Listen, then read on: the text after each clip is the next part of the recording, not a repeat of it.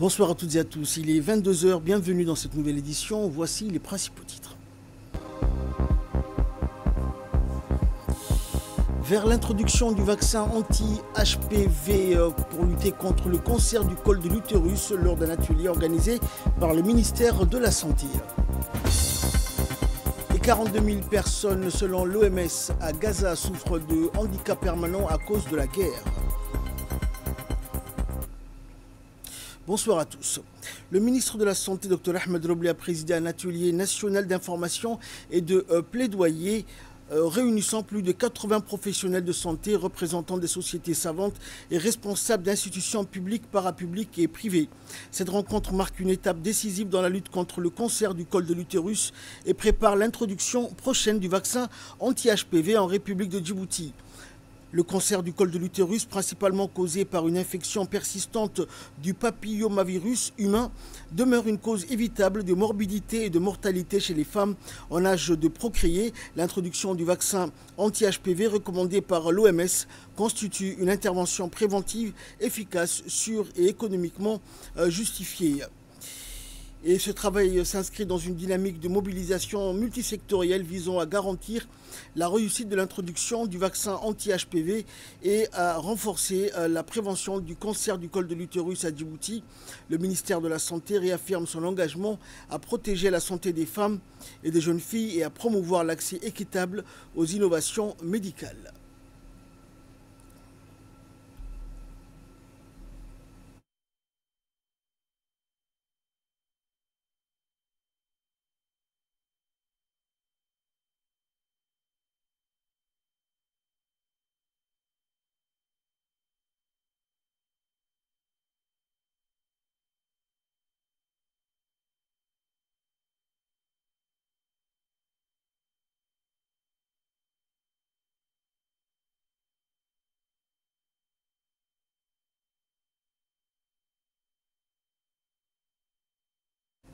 Et suivons à présent les interventions des représentantes du FNUAP et de l'OMS.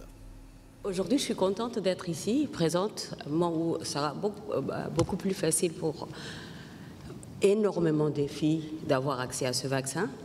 Et quelque part, bon, pour tous qui ont milité pour ça, comment dire, c'est quelque chose d'important. Il y a un terme en anglais que j'aime qui dit un achievement. Et vraiment, je suis contente que ça soit, on l'est aujourd'hui à côté de nous. Mais je lancerai un message je remarquais qu'il y a beaucoup de représentants, enfin peut-être tous sont là, des structures de la santé. Bon, on a parlé, comme tout ce qui entoure la santé de la femme, il y a des représentants de toutes les structures de santé. Je crois que c'est à eux d'être l'ambassadeur, même s'ils ne s'occupent pas de questions de la femme, de pouvoir passer à chaque fois qu'ils rencontrent un homme ou une femme, un enfant, de pouvoir passer l'information. Et c'est comme ça, je crois, parce que c'est des gens qui sont,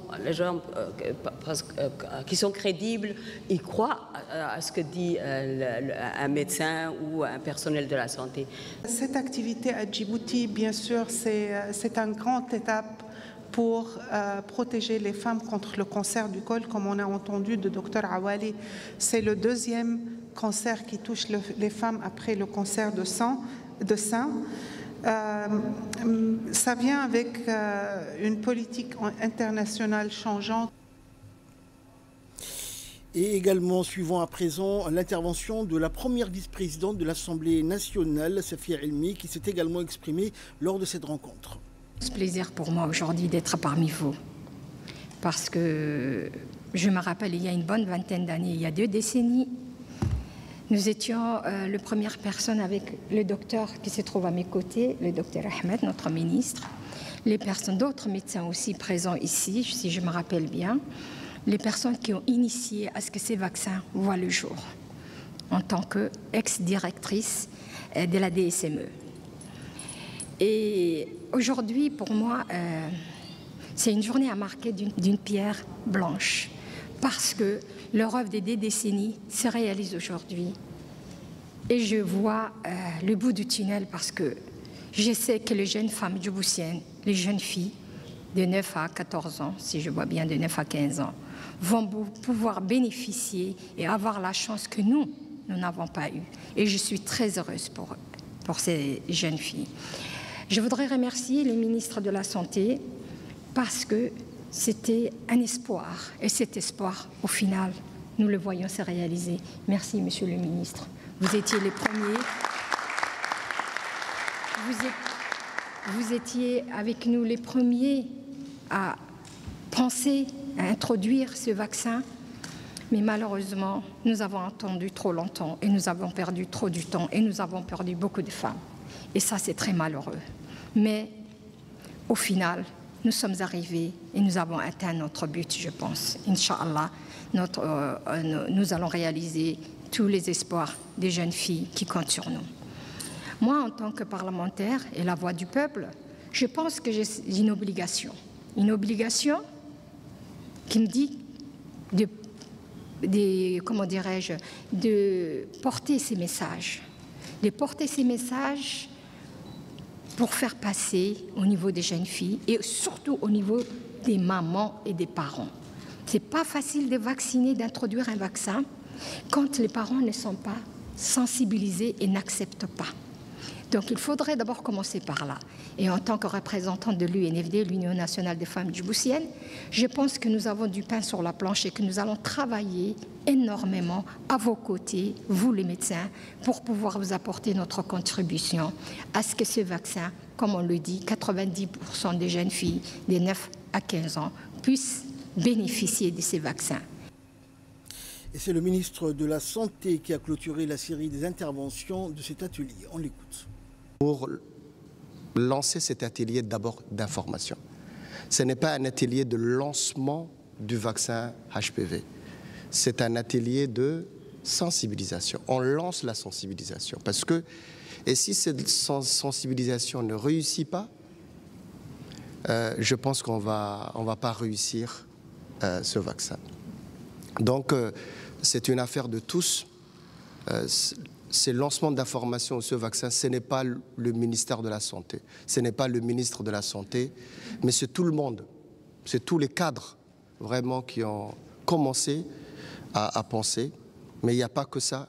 Dans quelques semaines, nous allons aussi lancer, nous avons un autre chantier aussi, qui est celui des maladies non transmissibles. Les maladies non transmissibles qui va devenir, Inch'Allah, l'année 2026, une cause nationale. Une cause nationale. Nous allons faire, nous avons déjà informé le chef de l'État que l'année 2026 soit l'année de cause nationale pour les maladies non transmissibles parce que ça devient, et ça fait partie des maladies non transmissibles, les cancers, le diabète, les maladies cardiovasculaires, la maladie mentale, etc., etc. Et dans le dossier de cette édition, nous allons parler de changement climatique, notamment son impact sur notre environnement et notre quotidien. Regardez.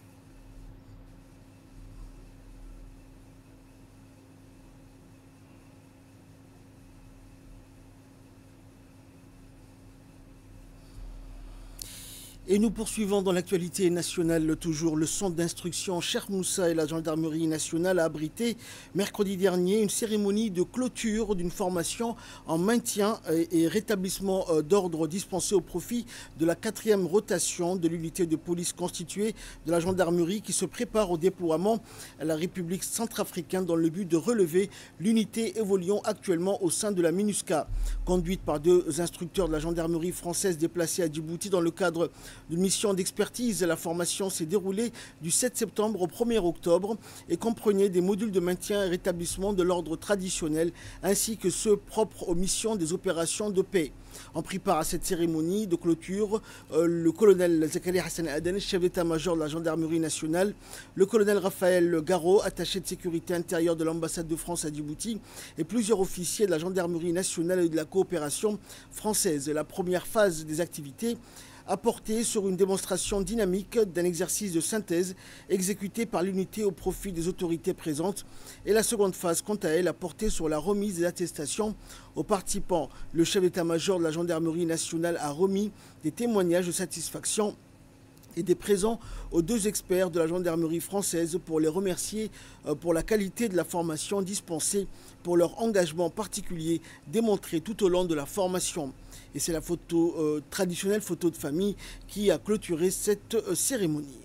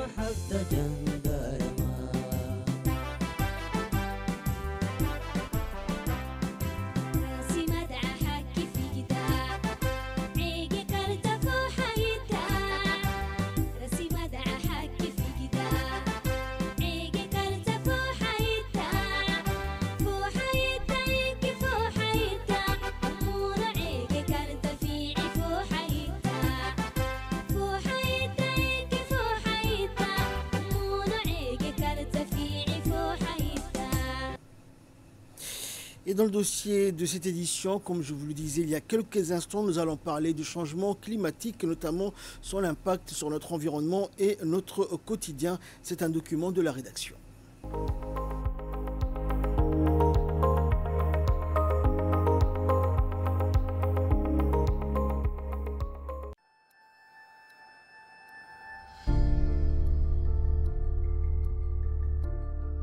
Le climat, c'est des règles. Température extrême, inondations, feux de forêt, désertification accélérée. Depuis plusieurs décennies, la Terre s'échauffe et l'équilibre fragile de nos écosystèmes se rompt. Ces bouleversements n'est pas naturel. Il est le fruit d'un siècle d'industrialisation incontrôlée, d'une consommation excessive et d'une dépendance massive aux énergies fossiles. Les scientifiques sont formels. Jamais les concentrations de gaz à effet de serre n'ont été aussi élevées dans l'atmosphère. Face à cette menace globale, le monde s'organise. Depuis 1995, les pays se réunissent chaque année lors des conférences des parties, le fameux SCOP. Objectif, limiter le réchauffement climatique à plus 1,5 degré et éviter des conséquences irréversibles. En 2015, l'accord de Paris marque un tournant historique. 195 pays s'engagent à réduire leurs émissions de gaz à effet de serre. Mais les années passent. Les émissions continuent de grimper. Les engagements sont souvent insuffisants et les pays décident. Pourtant, les moins responsables en subissent les plus lourdes conséquences.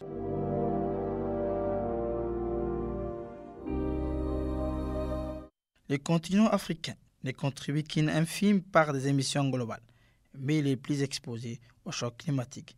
Pourtant, face à cette injustice, l'Afrique ne baisse pas les bras. Elle s'organise, innove, propose ses propres solutions. En 2023, à Nairobi, les dirigeants africains tiennent leur premier sommet pour le climat. Ils appellent à une réforme du système financier mondial, à la création des marchés carbone africains et à la mise en place d'un fonds climatique continental.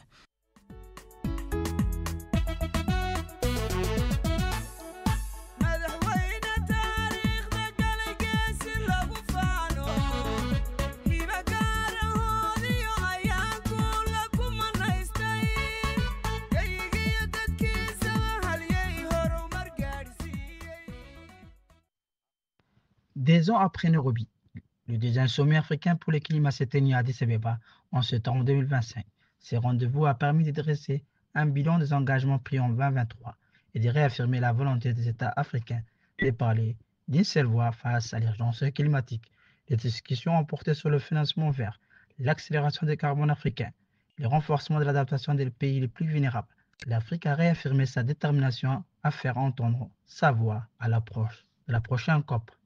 Excellences, Mesdames et Messieurs, depuis quelque temps déjà, l'urgence climatique est devenue une préoccupation mondiale. Aujourd'hui, le réchauffement climatique s'impose à nous comme une évidence, comme une contrainte, mais aussi comme un défi énorme à relever. Face à ce diagnostic alarmant, notre réponse doit être à la hauteur de l'urgence. Afin que les mêmes causes ne produisent pas les mêmes effets, il nous faut changer de paradigme et nous tourner vers un modèle de développement alternatif qui inscrit la transition énergétique au cœur de nos priorités. Dans l'immédiat, l'urgence appelle à la mise en place d'une stratégie d'adaptation. Cela se passe notamment par la restauration des écosystèmes dégradés, mais aussi par des investissements dans le développement social des communautés vulnérables. Je voudrais partager avec vous l'expertise de mon pays avec la mise en place de la Sovereign Carbon Agency. En effet, depuis 2 ans déjà, l'agence collecte les contributions carbone basées sur le principe pollueur-payeur et les transforme en projets d'adaptation pour les communautés impactées par le réchauffement climatique. Dans ces contextes, Djibouti s'impose comme un exemple de résilience et d'innovation.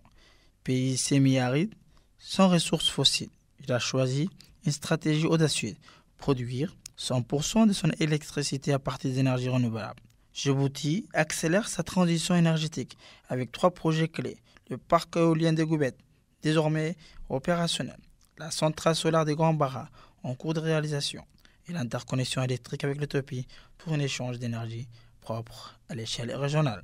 Mais Djibouti ne se contente pas de produire de l'énergie verte. Il agit aussi pour s'adapter aux impacts des changements climatiques. Le gouvernement, à travers le ministère de l'Environnement et du Développement durable, en partenariat avec le PNUD et plusieurs bailleurs, met en œuvre des projets concrets.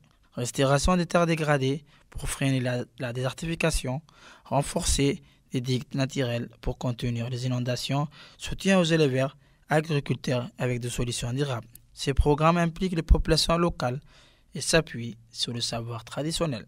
Djibouti innove également sur le plan financier.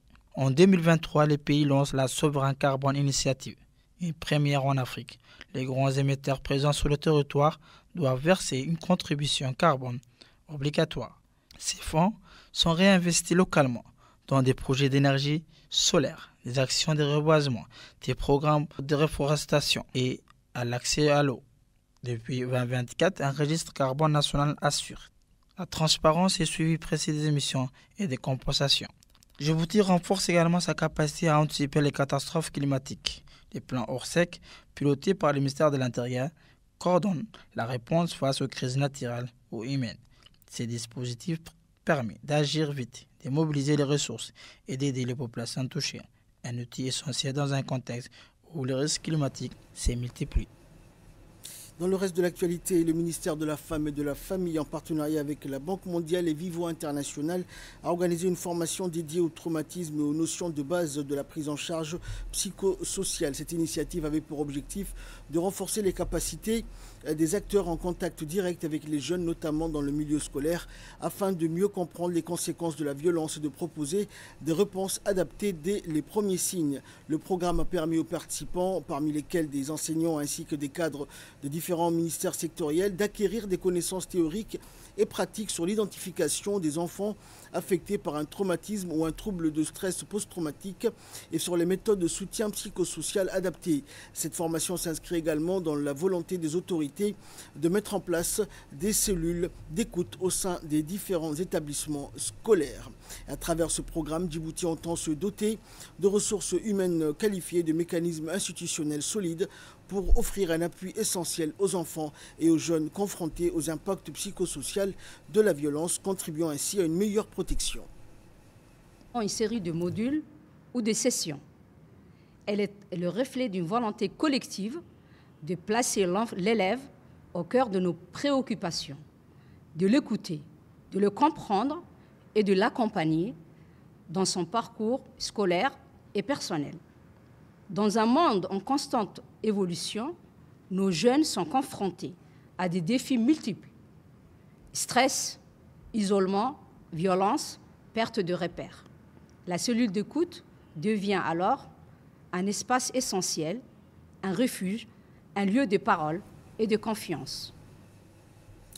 Et dans le second dossier de cette édition, cap sur l'assainissement. Des actions concrètes sont menées dans plusieurs quartiers de la capitale. Un chantier d'envergure donc, le projet PERAD, projet d'extension et de réhabilitation du réseau d'assainissement de Djibouti. Des quartiers populaires comme quartier 5, quartier 6, quartier 7, quartier 7 bis et la cité du stade bénéficient de ce programme, l'un des plus importants jamais lancés en matière d'assainissement. Un enjeu majeur donc à améliorer la qualité de vie des habitants et renforcer l'image de marque de notre belle capitale. Regardez, c'est un magazine de la rédaction sur un commentaire de Ali Abdillahi.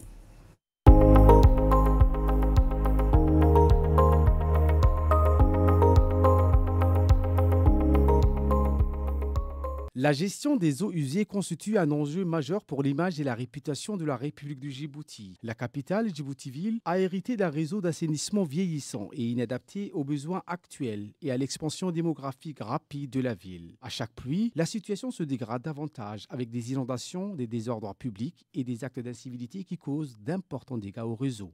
Pour répondre à ces défis, le gouvernement djiboutien, avec l'appui de ses partenaires, a engagé d'importants investissements dans des projets d'assainissement des eaux usées afin d'améliorer les infrastructures existantes et de préparer l'avenir. C'est dans ce contexte que le gouvernement, avec ses partenaires, a lancé le projet PERAD, acronyme de projet d'extension et de réhabilitation du réseau d'assainissement de Djibouti.